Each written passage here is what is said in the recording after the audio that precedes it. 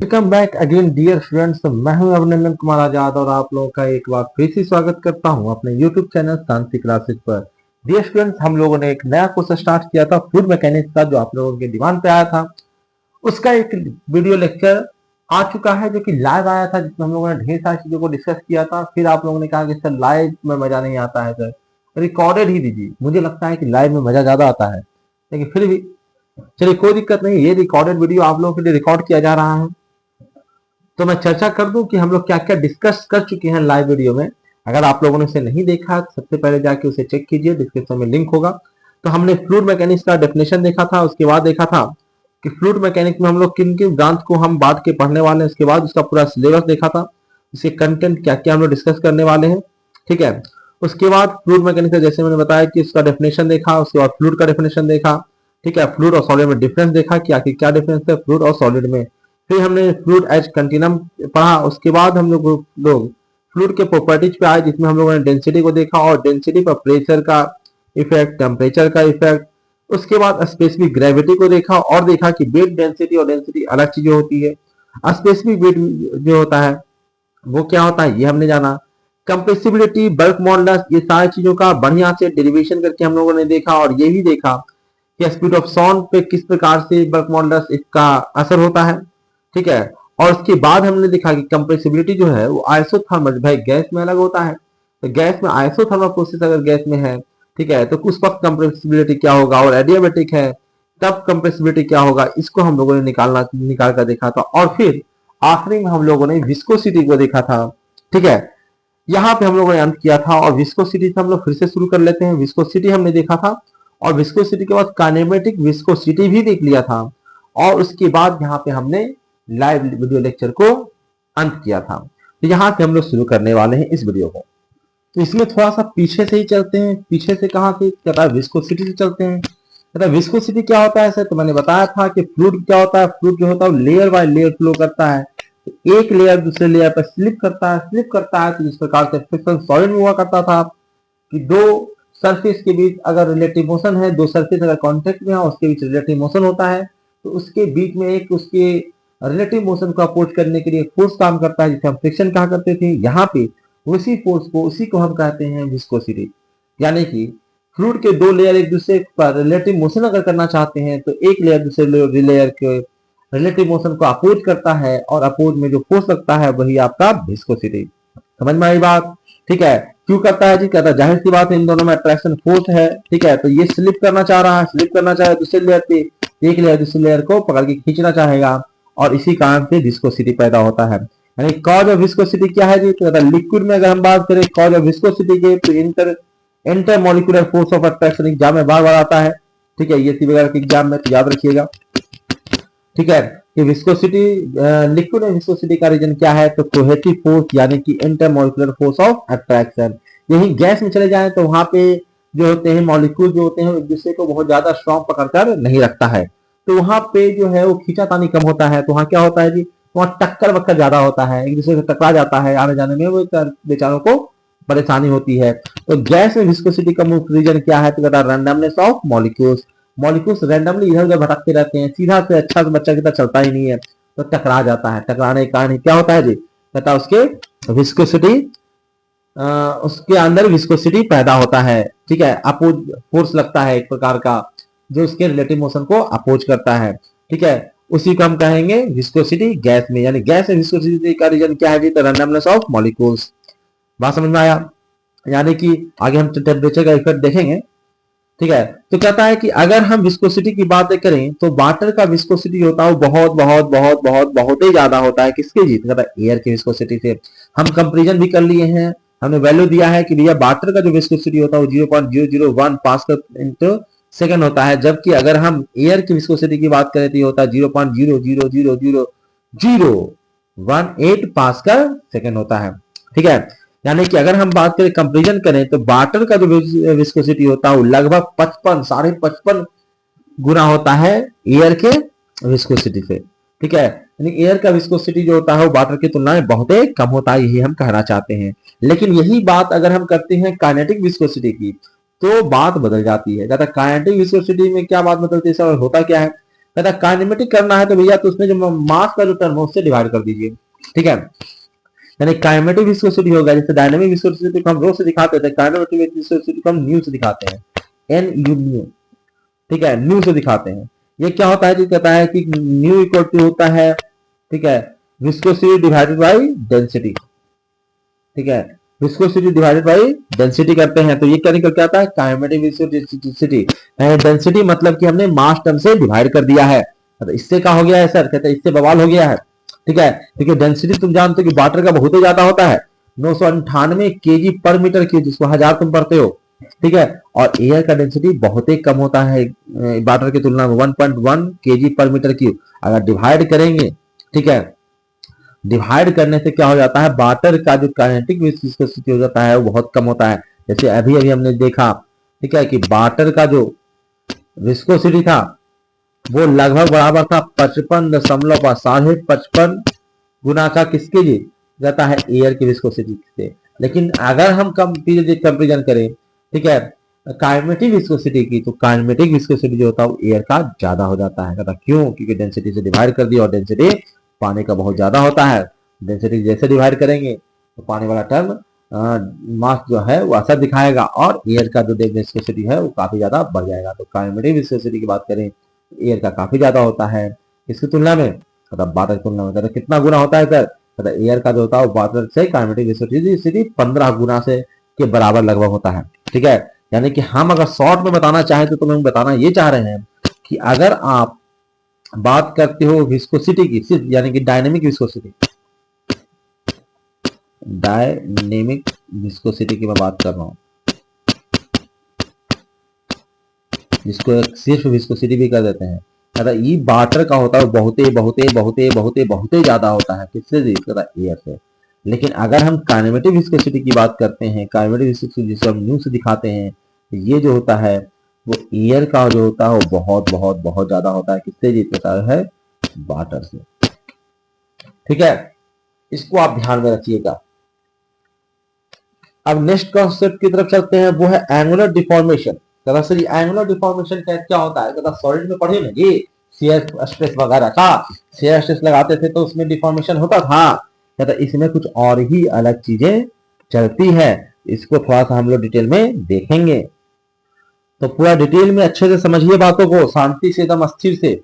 कहता है यहाँ पे हम कुछ लेयर देख रहे हैं, वाटर का लेयर है, मान लेते हैं नीचे वाला कोई लेयर है जो यू वेलोसिटी से चल रहा है, उसके ऊपर वाला लेयर है वो थोड़ा सा उससे ज्यादा वेलोसिटी चल रहा है, यू प्लस डी, ऐसा मान के चल रहे हैं। कोई भी दो लेयर को हमने देखा है, फ्लो हो रहा है, पानी का फ्लो है, यहाँ पे पानी के फ्लो में हमने दो लेयर को देखा है, देख रहा हूं मैं, एक यू वेलोसिटी चल रहा है, एक थोड़ा सा उससे ज्यादा वेलोसिटी से चल रहा है। रिलेटिव वेलोसिटी रहेगा तब ना इसमें विस्कोसिटी वगैरह का टर्म आएगा, एक दूसरे में फ्रिक्शन होगा और विस्कोसिटी आएगा। कह रहा है कि एक यू वेलोसिटी चल रहा है और एक you plus D you velocity चल रहा है, ठीक है, ऐसा हो रहा है, इसका मतलब डिफॉर्मेशन हो रहा है। तो डिफॉर्मेशन मतलब सर कहता है कि हम ये दोनों लेयर बहुत ही करीब करीब है, ठीक है, तो इन दोनों के बीच का डिस्टेंस हमने माना है डी बाई, ठीक है, दोनों लेयर जो है, ठीक है, ये लेयर था ना, एक ये लेयर था, एक यू वेलोसिटी चल रहा था, एक यू प्लस डी वेलोसिटी चल रहा था, इन दोनों के बीच का जो डिस्टेंस हमने माना था वो डी बाई माना था। यहाँ पे जो है बहुत छोटा हो गया है, तो वहां पे बहुत छोटा हो गया, तो यहाँ पे मैंने दिखाया है, ठीक है, यहाँ पे दिखाया कि ये जो दो लेयर है इसके बीच का जो डिस्टेंस है वो डी बाई है। एक लेयर जो है वो डी यू, ये यू वेलोसिटी चल रहा है, और दूसरा जो लेयर है वो आपका यू प्लस डी वेलोसिटी चल रहा है। यानी कि अगर हम इसको बहुत छोटा सा टाइम दे dt, तो dt टाइम में जो नीचे वाला जो है वो u इंटू डी टी चलेगा, क्योंकि u वेलोसिटी है उसका, टाइम देंगे t dt तो कितना चलेगा जी, u इंटू डी टी, और ऊपर वाले को अगर हम टाइम देंगे तो कितना चलेगा, कहता है सर इसका वेलोसिटी ना है u प्लस डी यू है, तो u के कारण तो sir u plus D T चलबे करेगा। चलो मैं थोड़ा सा और इसको एलिब्रेट कर देता हूं, कहता है sir u plus D you into D T चलेगा, एनर्जी वेलोसिटी इंटू टाइम। कहता है सर u के कारण, अब इसी को dt को अंदर मल्टीप्लाई करो तो u के कारण u इंटू डी टी चलेगा, और du के कारण du इंटू डी टी चलेगा, ये चलेगा ये, ठीक है, ये हो रहा है यहाँ पे, ठीक है। यानी कि हमने सारांश क्या बनाया जी, मैं थोड़ा सा जूम कर दूं, क्या और अच्छे से समझ में आया, दिखे, चलिए देख लीजिए, जूम कर देते हैं। अगर आपको छोटे स्क्रीन पर ढंग से नहीं दिख रहा है तो मैं जूम करके आपको दिखाऊंगा, टेंशन मत लीजिए आप। दिखा हम ये रहे हैं कि आपका दो गो लेयर है, एक लेयर ये है और एक लेयर ये है, ठीक है। ऊपर वाला लेयर का वेलोसिटी है u प्लस डी यू, थोड़ा सा ज्यादा, किससे जी, कहता नीचे वाला का u है। ठीक है, ये दोनों जो लेयर है एक दूसरे से जो है वो d बाई डिस्टेंस पे है। ठीक है, कुछ ना कुछ सेपरेशन रहेगा ना, बहुत कम डिस्टेंस हमने माना है, बहुत कम डिस्टेंस पे हमने डी बाई कहा है। अब नीचे वाला u वेलोसिटी चल रहा है तो कहोगे कि सर u वेलोसिटी चल रहा है तो अगर हम dt टाइम देते हैं तो dt टाइम में कितना चल जाएगा सर, कहता u वेलोसिटी चल रहा है तो ये कितना चल जाएगा, कहता u इंटू dt चल जाएगा सर। कोई बात नहीं सर, ऊपर वाला जो है वो u plus D you velocity चल रहा है तो सर वो dt टाइम में कितना चल जाएगा, तो कहता u plus D you into dt चल जाएगा सर, बिल्कुल चल जाएगा। ठीक है, अगर अंदर मल्टीप्लाई कर देते हैं dt को तो ये बन जाएगा u into D T plus और कितना चलेगा जी, कहता डी यू डी टी। अब ये वाला जो डिस्टेंस है ये वाला इतना तो दोनों चला है, D you into D T तो दोनों चल गया ना लेयर, मतलब ये ऊपर वाला एक्स्ट्रा कितना चला है, कितना जितना एक्स्ट्रा वेलोसिटी था, मतलब एक्स्ट्रा वेलोसिटी कितना था सर उसका, एक्स्ट्रा वेलोसिटी उसका जो था वो डी यू था, तो ये ऊपर वाला D you into D T जो है वो एक्स्ट्रा चल गया, नीचे वाला वो चला ही नहीं, तो इसके कारण ये डिफॉर्मेशन बना है। ठीक है, ये यहीं रह गया और यहाँ वाला पार्टिकल जो था वो बढ़ के कहाँ चला गया, यहाँ चला गया, तो इतना का डिफॉर्मेशन हुआ है और ये डिफॉर्मेशन एंगल को ही मैं क्या कर रहा हूँ, डी थीटा।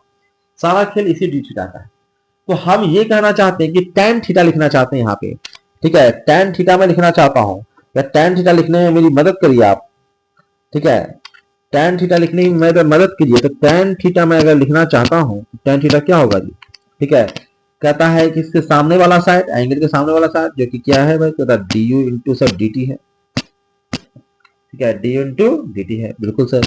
और ये वाला साइड कितना है जी, कहता है सर ये डी बाई है, तो डी बाई से मैंने इसको क्या कर दिया जी, कहता डिवाइड कर दिया। ठीक है, ये क्या था जी, ये कहता है tan थीटा नहीं डी थीटा, वो छोटा ना एंगल है तो ये tan डी थीटा है। क्या है जी, कहता tan डी थीटा है सर, वो मैं फिर से लिख देता हूँ tan डी थीटा। ठीक है सर, कहता tan डी थीटा, तो जानते हो कि tan जो होता है वो tan थीटा हो जाता है, वो कभी कभी डी थीटा थीटा के बराबर हो जाता है और कभी कभी साइन थीटा के भी बराबर होता है। कहता कब होता है, जब थीटा सर बहुत छोटा होता है, वेरी स्मॉल। जब थीटा एंगल बहुत छोटा होता है तो हम tan थीटा को थीटा या इसको sin थीटा लिख सकते हैं। तो ऐसा ही हो रहा था सर यहाँ पे कुछ, तो हमने क्या किया सर, इसको कहता हमने इसको डी थीटा लिख दिया। ठीक है, यानी डी थीटा बराबर सर हो गया है D U D T into D Y. ठीक है, तो इससे क्या हो गया सर, कहता इससे मैं डी थीटा तो है ही, इसको क्यों ना डी टी को भी इधर ले आऊं तो अच्छा लगे थोड़ा सा हमको। ठीक है, तो मैं क्या करता हूँ कि dt को भी इधर ले आता हूँ, तो मेरा बन जाता है क्या जी, कहता है यहाँ जो dt है सर इसको मैं यहाँ पे नीचे ले आता हूँ, तो कहता है क्या बनेगा सर, कहता है बनेगा D theta divided by D T equal to D U by D Y. तो ये क्या बना के लाए हो सर, कहता है ये D theta by D T यानी कितना एंगल कितने समय मुड़ा, यही तो कहलाता है आपका रेट ऑफ एंगुलर डिफॉर्मेशन। अरे ये क्यों पढ़ा रहे हो, क्योंकि आगे देखेंगे ना, कहीं जरूरत पड़ेगा तो ना पढ़ रहे हैं। ये क्या है, रेट ऑफ एंगुलर डिफॉर्मेशन। बात समझ में आया, मैं यहाँ पे जूम करके आपको सारी चीजें लिखा हुआ भी है, उसको आप देख भी सकते हो कि मैं आपको क्या समझाना चाह रहा था। मैं आपको रेट ऑफ एंगुलर डिफॉर्मेशन निकालना का सिखा रहा था। रेट ऑफ एंगुलर डिफॉर्मेशन हमने निकाल भी लिया। ठीक है, मैं एक बार फिर से आपको एक्सप्लेन करने की कोशिश करता हूँ कि हमने क्या क्या किया। हमने कहा कि सर ऊपर वाला लेयर जो है वो यू डी यू से चल रहा है और नीचे वाला लेयर थोड़ा सा उससे कम वेलोसिटी चल रहा है, और दोनों के बीच का डिस्टेंस कितना बताया मैंने डी वाई, और इसी को मैंने बड़ा बना के दिखाया यहाँ पे। ठीक है, वो ज्यादा चल रहा है तो ये ऊपर वाला D you into D T time देंगे तो D you into D T चल जाएगा, नीचे तो भैया इसे इतना ज्यादा ना है तो ये इतना ज्यादा चल जाएगा, इससे एक एंगल बनेगा, इससे हम tan डी थीटा लिखेंगे। tan डी थीटा हमने लिखा तो tan डी थीटा कितना आया जी, कहता ये वाला डिस्टेंस है डिवाइडेड बाय ये वाला डिस्टेंस, कहता D U D T divided by D you. ठीक है, जैसे हमने बताया उसके बाद कहा कि डी थीटा जो है वो वेरी स्मॉल है, अगर बहुत छोटा है तो tan थीटा को हम क्या लिख देंगे, डी थीटा लिख देंगे। ठीक है, तो हमने डी थीटा लिखा और फिर डी टी को उठा के नीचे डिवाइड कर दिया, तो D theta by D T equal to होगा डी बाई डी वाई, और इसे D theta by D T को ही हम क्या लिखते हैं, बोलते हैं, तो ये इसे बोलते हैं हम लोग angular rate of angular deformation. ठीक है, लिखा हुआ है रेट ऑफ एंगुलर डिफॉर्मेशन। कहता ये जरूरी तो है, वो आगे हम देखेंगे क्या जरूरी है, लेकिन ये हमने जाना कि रेट ऑफ जो एंगुलर डिफॉर्मेशन होता है सर वो आपका डी बाई डी वाई के बराबर होता है। हमने क्या देखा जी, अगर ये दोनों बराबर होता है सर, यानी rate of angular deformation D theta by D T जो होता है वो डी बाई डी वाई के बराबर होता है। जब जरूरत पड़ेगा उसे इस्तेमाल करेंगे। तो सबसे इंपॉर्टेंट जो इसमें हम लोग जितना पढ़ा था उसमें सबसे इंपॉर्टेंट है ये आपका न्यूटन्स लॉ ऑफ विस्कोसिटी। ठीक है, इसको अच्छे से दिमाग में बता लीजिए क्योंकि काफी इंपॉर्टेंट है और इसी को हम लोग पढ़ने वाले हैं। क्या पढ़ने वाले हैं जी? तो पढ़ने वाले हैं sir Newton's law of viscosity. हर जगह न्यूटन न्यूटन भरा पड़ा है, हर जगह न्यूटन घुस गया है। क्या करोगे, घुसा है तो हम लोग को पढ़ना पड़ेगा। मैं थोड़ा सा बढ़िया से इसको अरेंज कर लेता हूं। चलिए, क्या कहता है न्यूटनमा? तो न्यूटनमा कहता है कि according to Newton's law of viscosity the stress, shear stress क्योंकि है tau on the layer at the distance by from the wall is directly proportional to the rate of angular deformation. ठीक है, कहता है कि अगर बाई डिस्टेंस पे आप जाते हो, ठीक है, कोई बाई डिस्टेंस पे जाते हो, ठीक है, तो एक लेयर दूसरे लेयर पे शियर स्ट्रेस लगाएगा। जा रहा है तो उसको खींचेगा, फोर्स लगाएगा, खींचेगा तो शियर लगेगा, शियर मतलब शियर स्ट्रेस जनरेट होगा। कहता है कि the shear stress on layer at the distance by, ठीक है, तो बाई डिस्टेंस पे है किससे भी, बाल से, यानी बाल जो है वो रुका हुआ है। ठीक है, तो बाल से अगर बाई डिस्टेंस पे है तो वहां पे भी बाल के कान को शियर स्ट्रेस लग रहा है। ठीक है, फ्रॉम द बॉल, मतलब बॉल जो शियर स्ट्रेस लगा रहा हो किसके प्रोपोर्शनल होगा, तो directly proportional the rate of deformation के बराबर होगा। यानी वो कहना चाह रहे हैं कि ये आपका बॉल है, ठीक है, इस डायरेक्शन को एक्स मान रहे हैं कि इससे बाई डिस्टेंस पे आपका कोई लेयर है, इधर जा रहा है, वाटर फ्लो हो रहा है, तो इस पे एक स्ट्रेस लग रहा है जिसको हम टाउ कर रहे हैं। इस डायरेक्शन में वाटर का फ्लो हो रहा है, तो ये जो टाउ है वो डिफॉर्मेशन, रेट ऑफ डिफॉर्मेशन यानी डी थीटा बाई डी के डायरेक्टली प्रोपोर्शनल होता है। और अभी अभी हमने देखा कि डी थीटा बाई डी जो होता है वो बराबर ही है किसके जी, पता डी बाई डी वाई के। अभी अभी मैंने देखा तो मैंने उसकी जगह क्या लिख दिया, डी बाई डी वाई। अब उन्होंने कहा कि अगर प्रोपोर्शनल है तो प्रोपोर्शनल से भाई प्रोपोर्शनल सिंबल को हटाइए और एक कांस्टेंट लगाइए जिसको हमने कहा ठीक है, ये म्यू है, ये ऐसा वाला न्यू था, काइनेटिक विस्कोसिटी जो था वो न्यू था, ध्यान रखिए गड़बड़ नहीं करना है। और ये जो म्यू है ये है डायनेमिक विस्कोसिटी। ये क्या है जी, डायनेमिक विस्कोसिटी। ठीक है, या इसी को हम बोलते हैं एब्सोल्यूट विस्कोसिटी या कोएफिशिएंट ऑफ विस्कोसिटी कहते हैं। तो दिक्कत कहता है इसको आपको याद रखना है। ठीक है, ये काफी इंपॉर्टेंट, फिर से बताना पड़ेगा, फिर से बताना पड़ेगा, फिर से बताएंगे, इसमें कोई तकलीफ नहीं है हमको। ठीक है, मैं जूम कर लेता हूं ताकि सादा पेज मिल जाए ताकि मैं तुम्हें फिर से बता सकूं।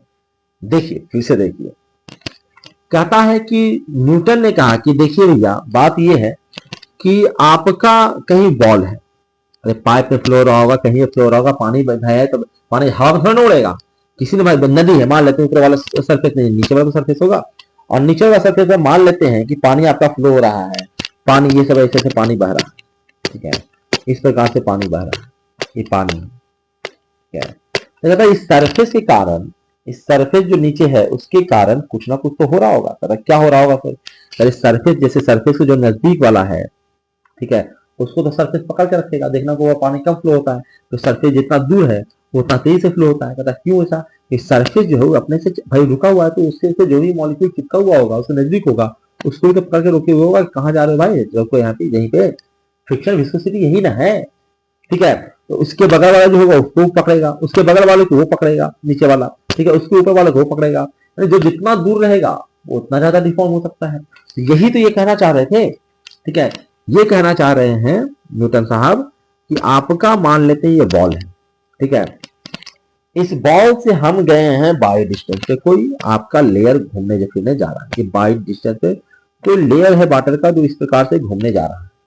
ठीक है, उसमें हम नहीं जान रहे जैसे जाना उसको जाओ, इस लेयर पे इस बाउंड्री के कारण एक स्ट्रेस लग रहा है। ठीक है, दूर है लेकिन फिर भी लग रहा है, क्योंकि सभी भाई इतना है तो इतना सबके सब मान लो कि इसके साथ चिपका हुआ है।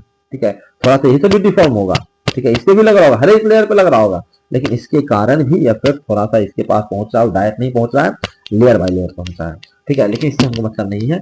हमने देखा कि एक आपका बॉल है, उसके बाई डिस्टेंस पे मान लेते हैं कि बाई डिस्टेंस पे एक लेयर है जो बेचारा जाना चाहता था, और उस पर क्या लग गया, स्ट्रेस लग गया। कहता ये स्ट्रेस जो होता है सर वो डायरेक्टली प्रोपोर्शनल होता है, किसके डायरेक्टली प्रोपोर्शनल होता है सर, कहता है ये जो डायरेक्टली प्रोपोर्शनल होता है वो रेट ऑफ डिफॉर्मेशन के ये डायरेक्टली प्रोपोर्शनल होता है। और रेट ऑफ डिफॉर्मेशन के बारे में हमने अभी अभी देखा कि D theta by D T होता है वो बराबर होता है किसके जी, कहता है ये बराबर होता है sir D by D Y. अच्छा ये भी बताना कि लिखा हुआ बढ़िया रहता है पढ़ना या ऐसे में जो व्हाइट स्क्रीन पे लिखता हूँ वो तब आपको ज्यादा समझ में आता है, ठीक है, या पहले से लिखा रहता है तब, ये भी मुझे कमेंट सेक्शन में बताना। तो मैं कोशिश करूंगा कि अधिक से अधिक चीजें मैं हैंड रिटन मैंने खुद से स्क्रीन पे लिखूं, ठीक है।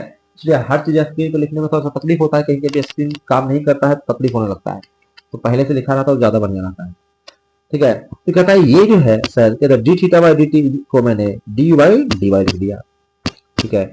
उसके बाद इन्होंने कहा कि देखिए आप क्या कीजिए ये प्रोपोर्शनल सिंबल को हटाइए और एक कांस्टेंट लगाइए। तो ये जो है वो एक कांस्टेंट टर्म इस्तेमाल किया जिसको उसने कहा म्यू, ठीक है, और ये बराबर है D U by D Y, ये इसके, ठीक है।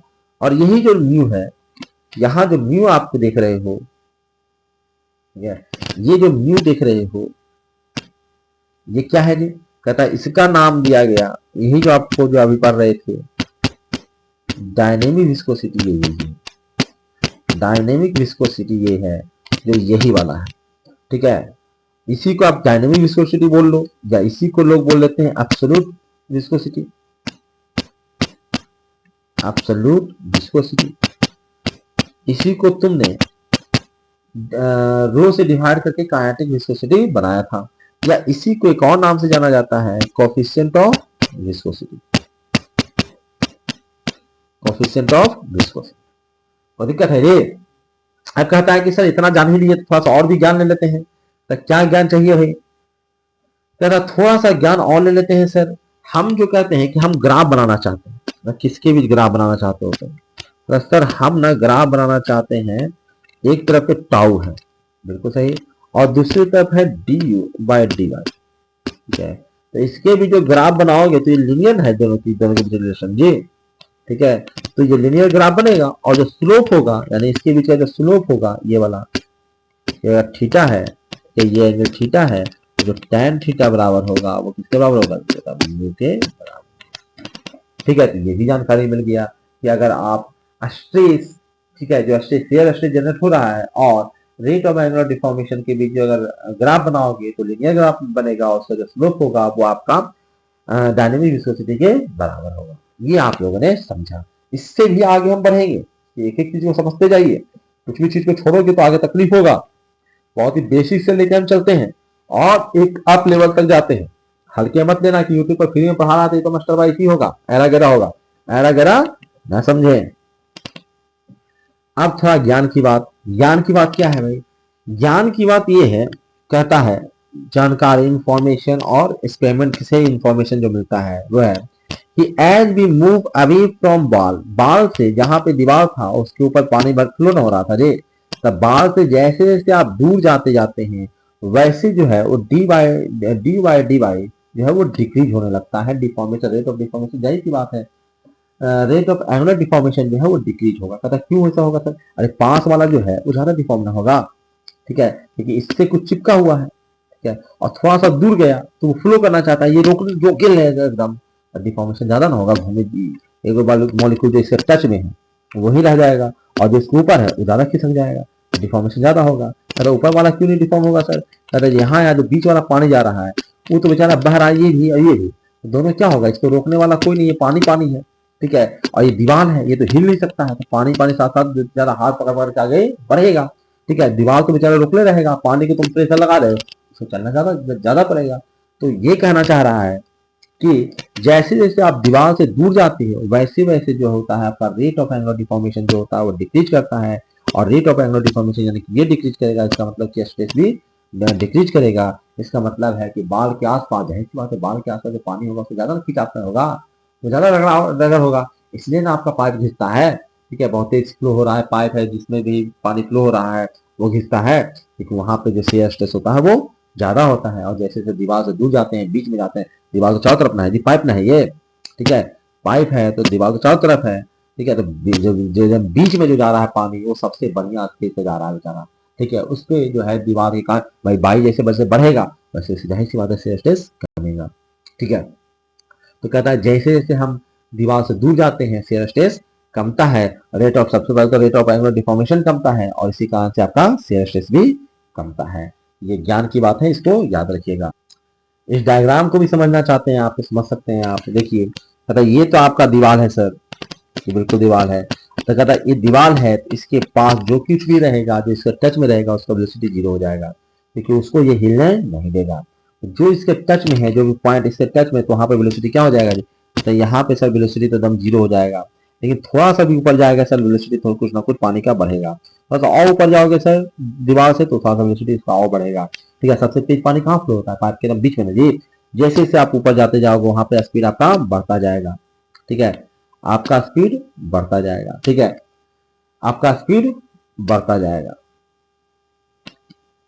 बढ़ रहा है जी। मतलब आपका स्पीड थोड़ा बहुत बढ़ेगा।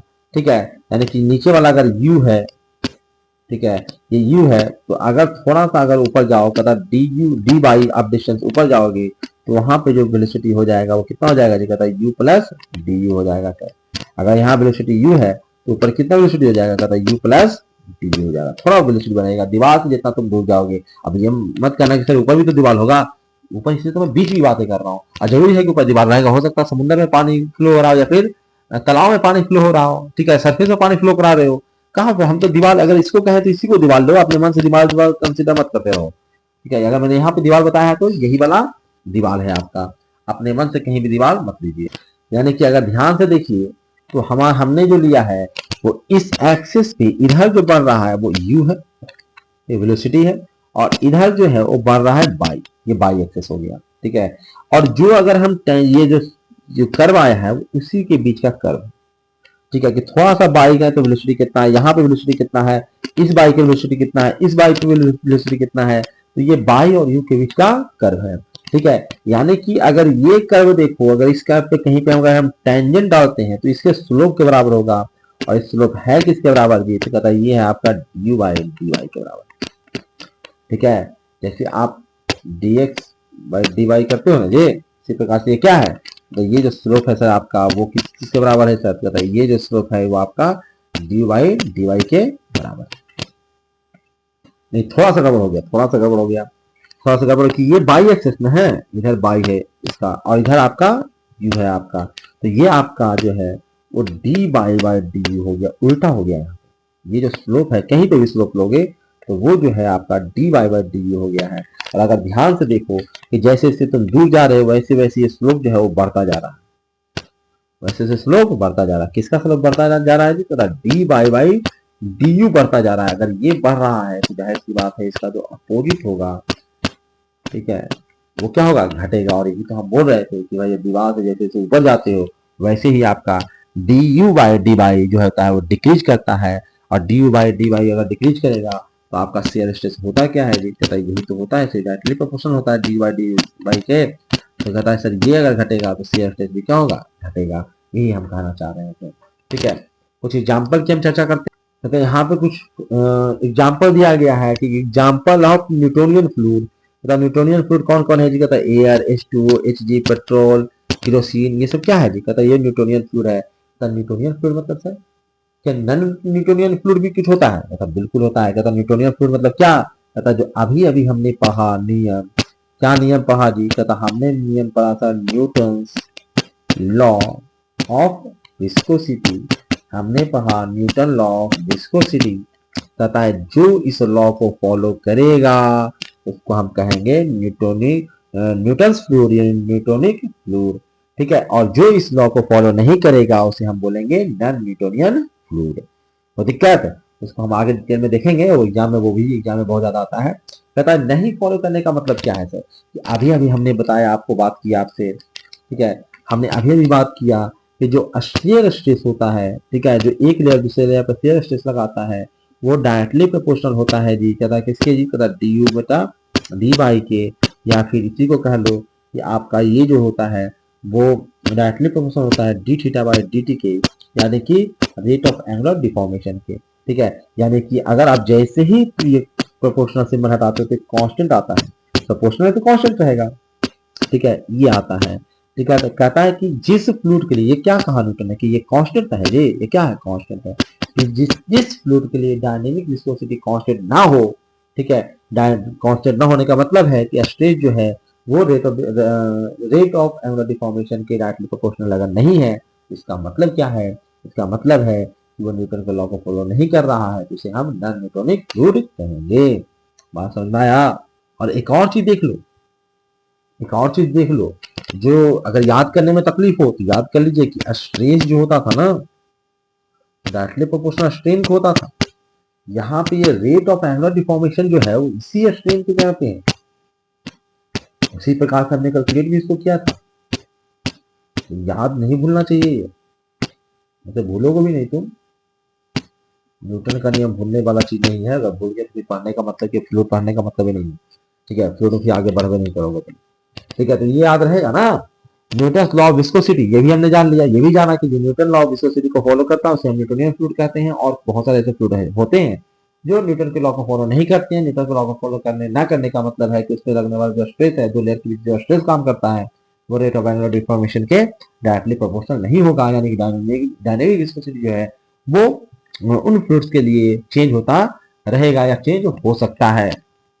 अब भैया बात निकली है तो दूर तक जाएगी, यानी कि डायनेमिक विस्कोसिटी यहीं पे खत्म नहीं होगा, डायनेमिक विस्कोसिटी आगे बढ़ेगा। थोड़ा सा और पढ़ लेते हैं डायनेमिक विस्कोसिटी के बारे में, क्योंकि ढेर सारा क्वेश्चन एग्जाम में आता है डायनेमिक विस्कोसिटी से, याद रखिएगा। जरा सबसे पहले डायनेमिक विस्कोसिटी के यूनिट की बात करते हैं, तो ऐसा यूनिट की अगर हम बात करते हैं, ऐसा यूनिट निकालो, इसका निकाल सकते हो ना जी। ये स्ट्रेस है न्यूटन पर मीटर स्क्वायर, ठीक है। ये आपका डी है यानी चेंज इन वेलोसिटी है, तो वेलोसिटी का मीटर पर सेकेंड, ठीक है। और डी वाई पर मीटर, मीटर से मीटर निपट गया आपका, ठीक है। तो आपका ये इसका वैल्यू निकालना है, तो ये वैल्यू निकलेगा, तो बाकी तो उधर लेके जाओ, तो न्यूटन पर मीटर स्क्वायर इंटू सेकेंड, यानी न्यूटन पर मीटर स्क्वायर को क्या लिखा मैंने, पास्कल, इसका यूनिट क्या हुआ, पास्कल सेकेंड। जब ये हमने चर्चा भी किया था, हमने देखा भी था कि एयर का विस्कोसिटी कितना होता है न्यूटन पास्कल सेकेंड में, तो हमने चर्चा कर चुका हूं। तो याद रखिए आपका कि डायनेमिक विस्कोसिटी का जो ऐसा यूनिट होता है वो पास्कल सेकेंड होता है। लेकिन अगर हम सीजीएस में चले जाएं, तो सीजीएस में बस क्या करना है, जो कहता है कि न्यूटन को हम लोग क्या लिख लेते हैं, केजी मीटर पर सेकेंड स्क्वायर, ठीक है। हमने लिखा इसको, सेकेंड को बेचारा को उसी प्रकार से हमने एक और मीटर स्क्वायर था उसको भी लिख लिए हैं, और सेकंड को सेकंड जैसा छोड़ दिया है, ठीक है। उसके बाद हम लोग अगर इसको बदलना चाहें तो इसको हम इस प्रकार से लिख सकते हैं, जैसे पास्कल सेकंड लिखा ना, इसी प्रकार से ये भी लिख सकते हैं कि केजी पर मीटर पर सेकंड होता है। और अगर इसका डायमेंशन लिखने की बात आए, क्योंकि ये भी एग्जाम में पूछा जाता है, डायमेंशन क्या होगा जी, कहता है M L inverse L inverse, ये डायनेमिक विस्कोसिटी का डायमेंशन है, ये याद रखना है। और सीजीएस यूनिट की बात करें, ठीक है, तो अगर सीजीएस यूनिट इसका होता है एक पॉइंट, ठीक है, पॉइस POISE पॉइस, ठीक है। एक पॉइस मतलब होता है सभी जगह पे केजी की जगह पे हमने ग्राम लिख दिया, मीटर की जगह पे सेंटीमीटर कर दिया, और सेकंड जगह पे सेकंड छोड़ दिया, ठीक है। अगर कन्वर्ट करोगे तो सीधे सीधे आप याद भी रख सकते हो कि एक पॉइस बराबर होता है 1/10 केजी मीटर पर सेकेंड, ठीक है। यानी कि सीजीएस से अगर आपको, ठीक है, अगर आपका ऐसा यूनिट में दे रखा है कोई वैल्यू, तो उसको बस आपको क्या करना है जी, पॉइंट में बदलना है। तो एक पॉइंट क्या होता है, कहता है कि सीजीएस यूनिट में क्या करना है, कहता है आपको 1/10 कर देना है, ठीक है। सीजीएस में जो भी रहेगा तो वो पॉइंट में निकल कर आ जाएगा, समझ में आएगी बात। और अगर पॉइंट में दिया हुआ है और अगर आपको एसएम में बदलना है, उसको सीजीएस में दे रखा है एसएम में बदलना है, तो आपको 10 से ले जाकर उसको मल्टीप्लाई कर देना है, तो अपने आप केजी मीटर पर सेकंड में बदल जाएगा, ठीक है। अब बात करते हैं हम लोग काइनेमेटिक विस्कोसिटी की। काइनेमेटिक विस्कोसिटी में क्या है जी, कहता है काइनेमेटिक विस्कोसिटी हमने जाना कि विस्कोसिटी को आपको बस डेंसिटी से डिवाइड कर देना है, और विस्कोसिटी का यूनिट तो अभी तुमने निकाला, उसको हमने डेंसिटी यानी कि केजी पर मीटर क्यूब से हमने डिवाइड कर दिया। डिवाइड किया तो आंसर क्या है अभी, केजी से केजी निपट गया सर, मीटर क्यूब से एक मीटर की यहाँ पे निपटा तो ये मीटर स्क्वायर आ गया, तो नीचे वाला ऊपर जाएगा सर, तो मीटर स्क्वायर पर सेकंड आएगा। अगर डायमेंशन की बात करें तो एल स्क्वायर और टी पे इनवर्स, ठीक है, याद रखना एकदम काफी इंपॉर्टेंट है, खासकर छोटे एग्जाम्स के लिए, छोटे मतलब SESE के एग्जाम के लिए, ठीक है, या ऐसे ही जितने PSC वगैरह एग्जाम्स है उसके लिए ये बार पूछा जाता है, तो इसे याद रखिएगा, ठीक है। और अगर सीजीएस में अगर हम बदलना चाहें, जिसको सीजीएस में जो होता है काइनेटिक विस्कोसिटी का यूनिट होता है वो स्टोक होता है, STOK, जो होता है centimetre square divide by second. एक स्टोक बराबर कितना होता है, 1 centimetre square divide by second. अगर एक स्टोक को अगर आप ऐसा ही बदलना चाहो तो आपको 1/10⁴ से आपको मल्टीप्लाई करना है, यानी कि 10⁴ से आपको डिवाइड करना पड़ेगा, तब जाके वो स्टॉक में यानी सीजीएस यूनिट में बदलेगा, ठीक है। उल्टा करो ठीक है, कि अगर आपका दे रखा हो किसमें जी, तो अगर आपका सीजीएस में दे रखा, स्ट्रोक में दे रखा हो, तो आपको 10 पावर 4 से मल्टीप्लाई करना पड़ता है जाके वो आपका एसआई यूनिट में कन्वर्ट होगा। ये ध्यान रखिएगा, थोड़ा सा यूनिट कन्वर्जन में गड़बड़ नहीं करना है न्यूमेरिकल बनाते वक्त। चलिए एक और कॉन्सेप्ट पे चर्चा करते हैं हम लोग। नहीं तो ये वीडियो बड़ा हो रहा है, तो इसको हम लोग नेक्स्ट वीडियो में करेंगे, क्योंकि यहाँ पे ढेर सारे क्वेश्चन भी हम लोग को करना है। ठीक है, आप चाहो तो इस क्वेश्चन को पहले बनाइए और फिर हम लोग अगले वीडियो लेक्चर में इसको डिस्कस करेंगे। मैं क्वेश्चन थोड़ा सा आपको समझा देता हूँ। क्या क्वेश्चन है भाई, ये पहला प्रॉब्लम है, determine shear stress eight ball.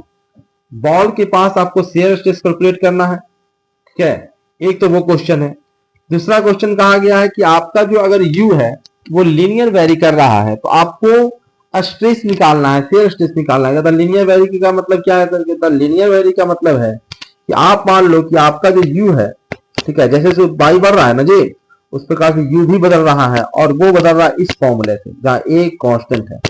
ठीक है, जैसे जैसे बाई बढ़ रहा है वैसे से यू भी बढ़ता जा रहा है, लीनियर रिलेशन है। तो आपको बताना है आपको कि शियर स्ट्रेस का क्या हाल होने वाला है।